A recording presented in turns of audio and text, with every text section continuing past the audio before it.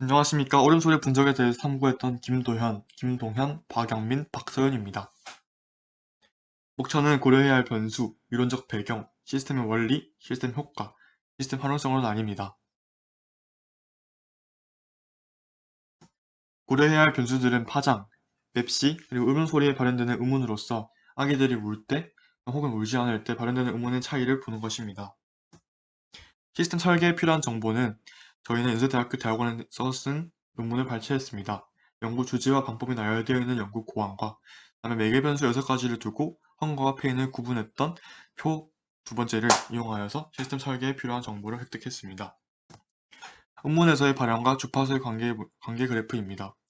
두 가지를 좀 더 중요시하게 보았는데 첫 번째는 인텐시티라고 적혀있는 헝거와 페인을 구분한 그래프입니다. 약 8 정도 차이가 나는 것으로 보고 저희는 파장의 길이, 파장의 끊김, 그리고 마지막으로 진폭의 폭 정도를 어떻게 할지를 구별하였습니다. 그리고 헤비추얼 피치라고 적혀있는 이 그래프를 보고 약 21 정도 차이가 나는 것으로 보고 맵시의 그 양 끝점의 기울기 값과 맵시의 형태를 보고 저희가 어떻게 할지 구별하였습니다. 그리고 시스템 설계 논문 참고 자료입니다. 소음대 배음 비율이 배고픔일 때 0.43, 통증의 비율이 0.56으로 0.13 정도가 차이가 나며 저는 이것을 보고 푸른 색깔 음영의 주기, 푸른 색깔 음영의 차이를 좀 더 어떻게 하면 분명하게 구분할 수 있을지를 조금 더 참고해 보았습니다.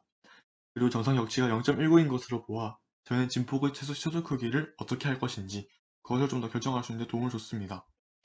밑에 네 가지 이 글들은 시스템 설계 논문 참고 자료에서 우리 프로그램이 왜 존재할 수 있는지에 대한 근거를 마련했습니다. 다음은 파장입니다. 졸릴 때랑 배고플 때 이 파장의 차이가 되게 극명하게 나타났는데 왼쪽에 큰 사진에 있는 노란 색깔 화살표를 보면 화살표의 크기가 배고플 때 오른쪽에 있는 사진보다 약 3.5배 정도 큰 것을 알 수 있습니다. 그래서 저희는 끊어 소리 내는 경우를 좀 더 고려할 수 있었고 아기가 졸림과 배고픔에서 에와 에에 등의 휴지 부분이 생기는지 안 생기는지를 조금 더 차이를 볼 수 있었습니다. 두 번째는 맵시입니다. 맵시는 불편할 때와 졸릴 때로 나뉠 수 있는데 불편할 때 같은 경우가 좀 더 일정한 진폭을 많이 가졌습니다. 하지만 졸릴 때가 좀 더 큰 진폭을 오랫동안 가지는 경향을 보였고 노란 색깔 화살표에서 볼 수 있듯이 약 2배 정도 차이가 나는 것을 알 수 있습니다. 그리고 파란 색깔 화살표를 보면은 파란 색깔 음영의 주기 차이가 조금 더 크게 난다는 것을 알 수 있습니다.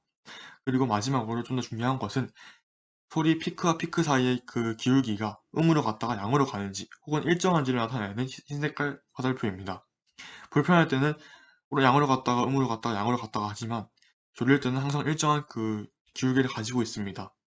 소리의 파동 형태가 다름을 구별하기 쉽다는 것은 소리의 맵시 구성이 되게 다양하다는 것을 결론 지을 수 있었습니다. 음우는 L을 짧게 같은 음정으로 반복하는 경우가 트림을 하고 싶을 때, R을 길게 같은 음정으로 반복하는 경우에는 졸릴 때, L을 길게 음정의 같은 유무에 상관없이 반복하는 경우는 배가 고플 때, 해를 짧게 음정의 같은 유무에 상관없이 반복하는 경우는 불편할 때로 이 네 가지 음문에 대해서 저희는 100 정도 사운드를 녹화하였습니다. 그리고 백그라운드 노이스로 사람이 조용히 잡담하는 정도의 데시벨이 느껴지는 상황을 기준으로 하였다고 했는데 이 배경 소리 같은 경우는 인공지능의 기준이 되는 그 노이스로서 이것이 배경 노이스가 되게 많을수록 좀 더 기준이 명확해집니다. 그래서 저희는 40에서 50 정도의 백그라운드 노이스를 녹화함으로써 조금 더 기준을 명확하게 하였습니다. 이러한 결과값을 토대로 시스템을 만들었는데 그 원리는 다음과 같습니다. 먼저 에, 아, 네, 해, 네 가지 의문에 대해서 대응되는 함수를 생성합니다. 위 네 가지 항목을 각각 x1에서 x4로 설정하고 이에 대응되는 치역 변수를 설정합니다. 그 후 약 70가지의 발음 파일을 각 부분에 대응시켜 시스템을 작동합니다.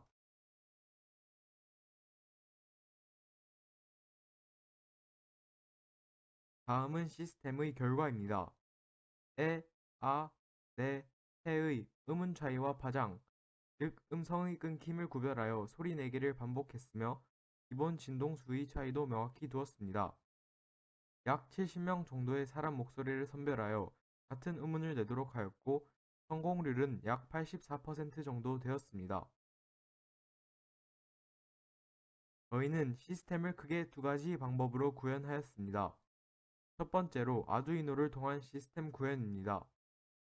아두이노를 활용함으로써 관리가 소홀할 때 아기가 울면 불의 색으로 어떤 상황인지를 알려주도록 하였습니다.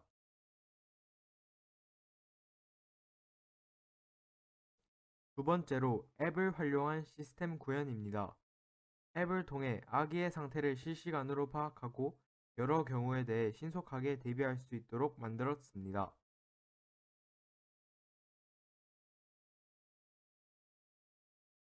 마지막으로 시스템의 유기성입니다. 저희는 시스템 제작 과정에서 여러 실험을 통해 자료값만 많다고 AI가 인식을 잘하는 것이 아니라 명확한 기준을 가지고 나눌 수 있어야 한다는 것을 깨달았습니다. 한편 시스템은 및 목소리 인식이라는 유기적인 기능을 가지고 있었는데요. 종합적으로 목소리를 보고 긴장 상태를 유추하거나 소리 떨림으로 성악가의 가능성 등을 판별, 오케스트라 단합 과정에서 틀린 악기가 어떤 부분에서 어떻게 틀리게 되었는지를 판별하는 등 다양하게 활용 가능하다고 결론 지을 수 있었습니다. 감사합니다.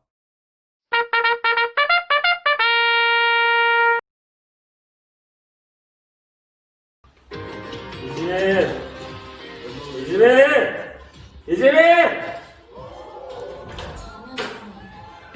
누가?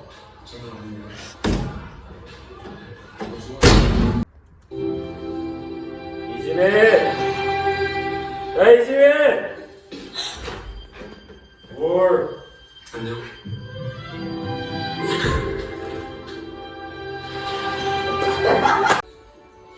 이지민! 와봐봐. 봐봐. 나 리모컨 좀. 아 여기 있잖아. 네가 왜 이렇게 와서 가져가면 되잖아. 한번. 어. 아 리모컨 정도는 자기가 갖다 쓸 수 있는 거 아닌가? 이거 프로그램 만들던가 해야지.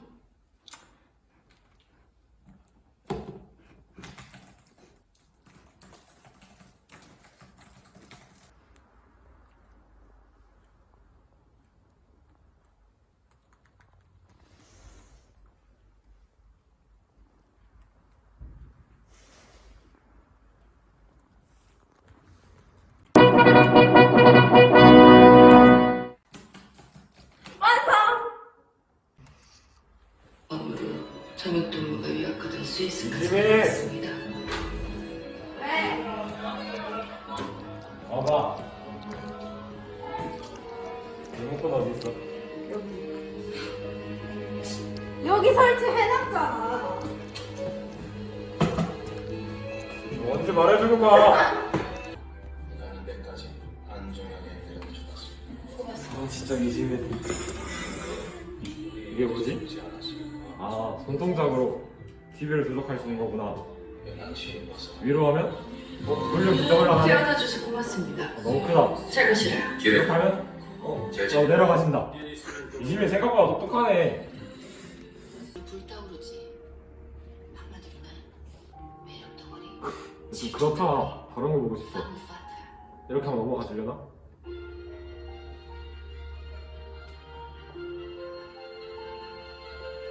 또 더 이상하네. 아까 전거 보여. 다시 넘어가야지. 나 어떻게 생각해? 어? 좀 바뀌었네. 대답하면 죽어. 와, 이거 진짜 좋다. 짱이다.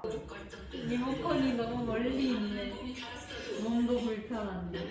아 오늘 어떻게 하지? 나쁜 년들이면 이건 이제 저희가 간단한 손동작으로 TV 볼륨을 조절할 수 있는 프로그램을 만들어 봤어요. 고맙다. 어떻게 사용하냐면 손가락 방향을 통해서 위아래는 볼륨 조절을 하고 양옆 방향 채널 조절을 해요. 아 이렇게? 네네 맞아요. 오.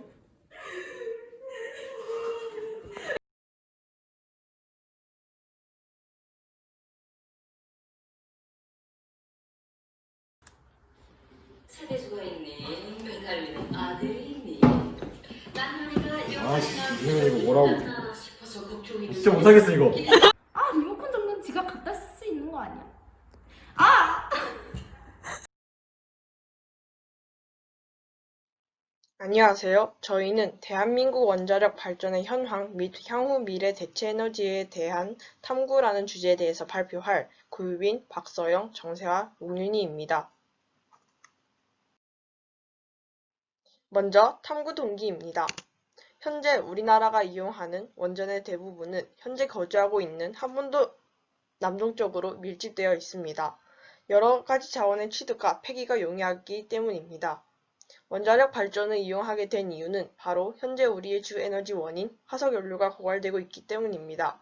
원자력은 훨씬 더 효율적이며 친환경적, 경제적입니다. 그래서 우리나라의 전체 에너지원의 상당수를 차지하고 있습니다. 하지만 일반적으로 원자력에 대해 생각해보면 되게 부정적인 측면을 쉽게 떠올립니다. 체르노빌 원전 사고와 동일본 대지진 때의 후쿠시마 원전 폭발 사건, 그리고 영화 판도라까지 이러한 것들은 원자력에 대한 부정적인 이미지를 강화시킵니다. 저 역시 원전 주변에 거주하고 있는데 원전에서 알게 모르게 방사능이 유출되고 있다는 근거 없는 루머도 많이 돌고 있습니다. 그래서 저희는 정말 원자력이 위험한지, 현재 그 현황과 그 관리는 어떻게 되고 있는지, 그리고 앞으로의 대체 에너지는 무엇인지에 대해 탐구하기 위해 이 주제를 선택하게 되었습니다. 네, 이제부터 자료 분석에 대한 내용을 발표하도록 하겠습니다. 다음 그래프는 세계 각국이 보유한 원전의 수를 아래에서부터 오름차순으로 나타낸 그래프입니다. 그래프를 보시면 일본의 위치가 이상하다고 느끼실 수 있습니다. 3위인 일본은 현재 가동 중인 원전의 수는 중국과 러시아에 비해 적지만 영구 정지된 원전 등 기타 보유량이 많기에 3위를 차지했습니다. 여기 그래프를 보면 우리나라가 세계에서 6번째로 원전 보유량이 많다는 것을 알 수 있습니다. 이는 상위 10위 내에 있는 위치로 우리나라에 있는 원전이 결코 적은 양이 아니며 현재 우리나라에서 원자력 발전이 큰 비중을 차지한다는 것을 의미합니다. 따라서 우리나라에게 큰 손익을 동시에 안겨주는 원자력 발전의 위험성이 어느 정도인지, 현황은 어떠한지 등에 대해 알아보며 경각심을 지녀야 합니다. 다음 그래프는 원자력 발전소 호기별 발전량을 막대 그래프로 나타낸 것입니다. 빨간색이 2018년, 노란색이 2019년 자료를 나타냅니다. 2018년에는 한빛 6호기가, 2019년에는 신고리 4호기가 가장 높은 발전량을 보였습니다. 전력 거래소에서 제공한 정보에 따르면 2018년과 2019년 원자력 발전소에서 생산한 에너지는 전체 중 18%와 19%로 두 해 모두 3위를 차지했습니다. 이 중 1, 2위가 기력과 발전력임을 고려한다면 원자력 에너지가 온실가스를 배출하지 않으며 동시에 대규모의 에너지 수요 증가에 대처할 수 있는 에너지라는 것을 알 수 있습니다. 그 다음 아래 그래프는 원자력 발전소 호기별 이용량을 막대 그래프로 나타낸 것으로 마찬가지로 빨간색이 2018년, 노란색이 2019년 자료를 나타냅니다.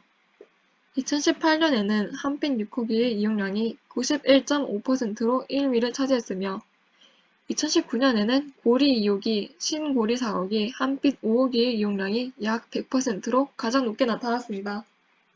지금부터 원전 고장 원인에 대해 발표하도록 하겠습니다. 오른쪽 그래프는 2015년부터 2020년 사이에서 발생한 원자력 발전소 고장 원인별 고장 횟수를 나타낸 그래프입니다. 가로축은 원자력 발전소 고장 원인이고 세로축은 원자력 발전소 고장 횟수입니다.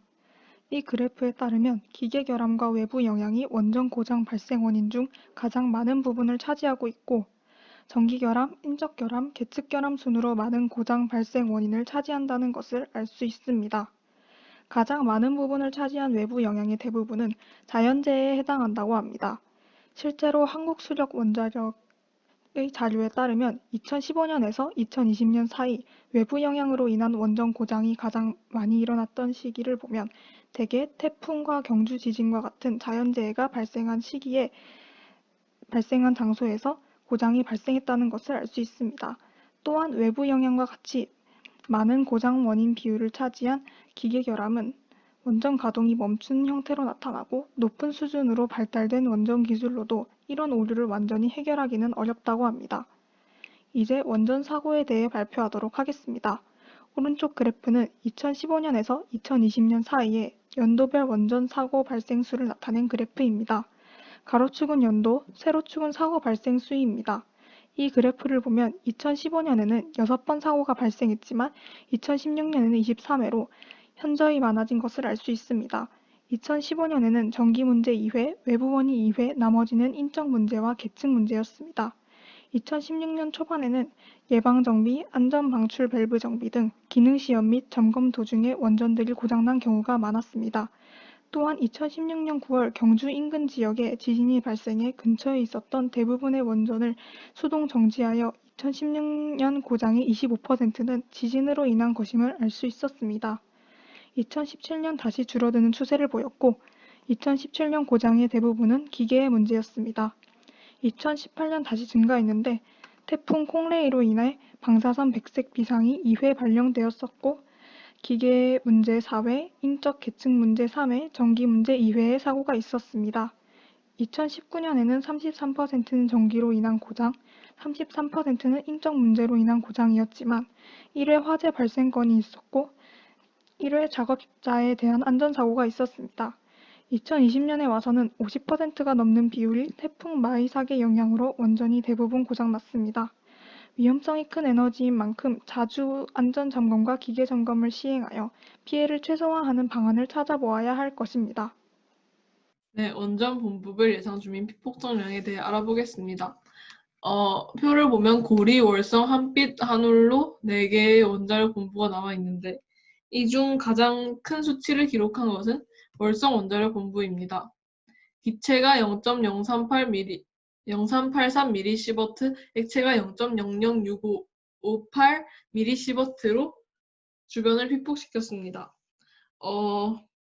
하지만 일상생활에서 일반인의 연관 노출 한도인 1mSv 미만 수치이며 흉부 엑스레이 촬영 시 노출되는 0.05mSv보다 작은 수치입니다.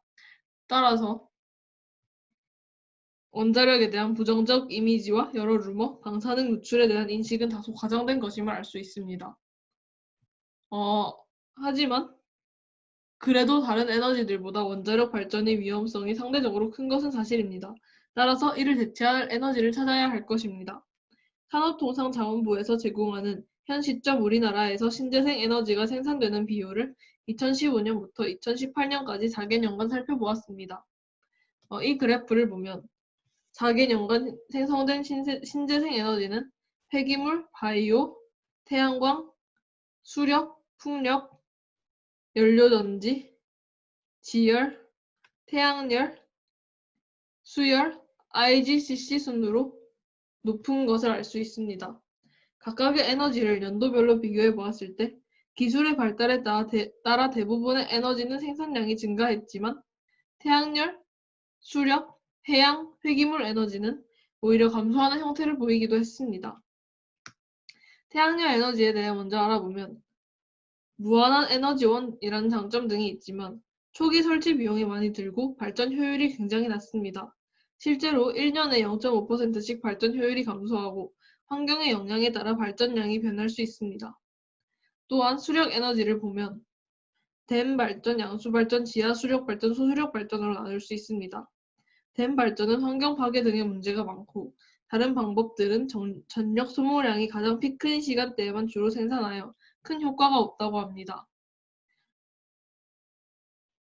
해양 에너지는 흔히 아는 조력, 화력 발전 등이 있는데 이는 갯벌 등 해양 생태계에 영향을 많이 주고 환경에 영향을 많이 받습니다.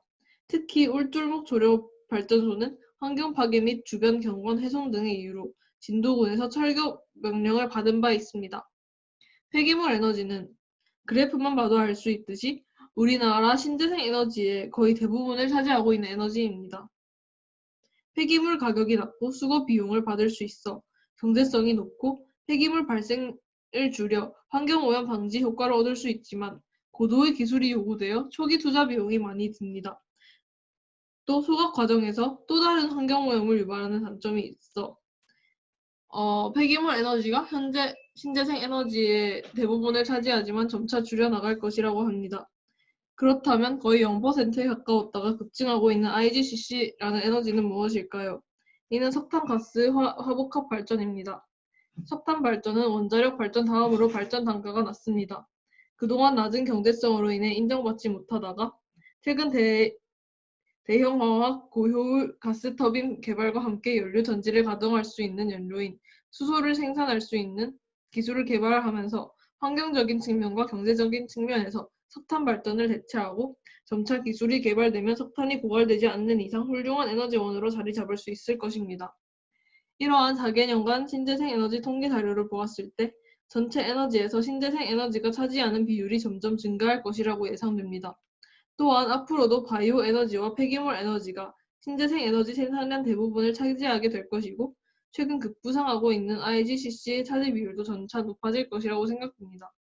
하지만 친환경적이지 않은 신재생 에너지들은 오히려 생산 비율이 감소할 것이라고 예측됩니다. 원자력 에너지의 위험성이 적지 않은 것은 사실입니다. 그러나 그 잠재적 위험성 때문에 당장 원자력 발전을 중단하는 것은 현실적으로 많은 어려움이 있습니다. 먼저 현재 인류가 자원 고갈 문제를 직면하고 있다는 것입니다. 우리가 사용하는 에너지의 많은 양이 석탄과 석유에서 기원한 것입니다. 아직 정확한 고갈 시기에 대한 정보도 없고 전문가들 간 의견이 불일치하기도 하지만 석탄과 석유의 고갈이 멀지 않았다는 것은 확실합니다. 아직 신재생 에너지를 통해 얻어지는 에너지의 양은 석탄과 석유에 비해 크게 부족합니다. 다양한 대체 에너지를 찾기 위해 힘쓰고 있는 지금 원자력 발전을 멈춘다는 것은 어려운 일입니다. 이외에도 사회적으로 실업 문제가 발생하기도 합니다. 청년 실업이 큰 문제가 되고 있는 지금 원자력 발전을 중단함으로써 추가 실업자를 늘리는 것은 사회적 혼란과 정치를 야기할 것입니다. 따라서 원자력 발전의 중단에 앞서 우선시되는 것은 원자력 발전의 위험성을 최소화하는 것입니다. 첫 번째 해결 방안은 대체 에너지 개발입니다. 예로 수소 에너지가 있는데 이러한 대체 에너지를 개발하며 그 사용량을 늘리고 원자력 발전을 점진적으로 줄여나가며 소수의 발전수를 유지하거나 완전히 없애는 방향으로 하여 위험을 최소화할 수 있을 것입니다. 두 번째로 원자력 에너지 기술 개발입니다. 현재 원자력 발전에 대한 우호적이지 못한 시선에 따라 원자력 에너지에 관심을 두는 청소년들이 줄어들고 기술 개발 측면에서도 새로운 인력이 늘고 있지 않습니다. 그러나 오히려 원자력 발전 기술에 더 큰 관심을 두고 여러 기술의 개발을 통해 폐기물, 방사선 노출 등을 막을 방법을 마련하는 것이 위험성을 최소화할 수 있습니다. 저희가 진행한 여러 자료에 따르면 현재 원자력은 국내 전체 에너지 생산 중 3위를 차지하고 있고 다양한 직업과 기술 개발이 연관되어 있어 원자력을 당장 사용을 중지하는 것은 사실상 불가능한 일입니다. 그래서 원자력을 대체할 수 있는 태양열, 바이오, IGCC 등을 연구하고 개발하여 원자력의 비율을 낮추도록 해야 합니다. 또한 현재 원전 사고의 빈도는 점진적으로 증가하고 있는 추세인데 원전 기술에 대한 연구와 안전 점검의 빈도를 늘려 예방해야 된다고 생각합니다. 지금까지 저희 발표를 들어주셔서 정말 감사합니다.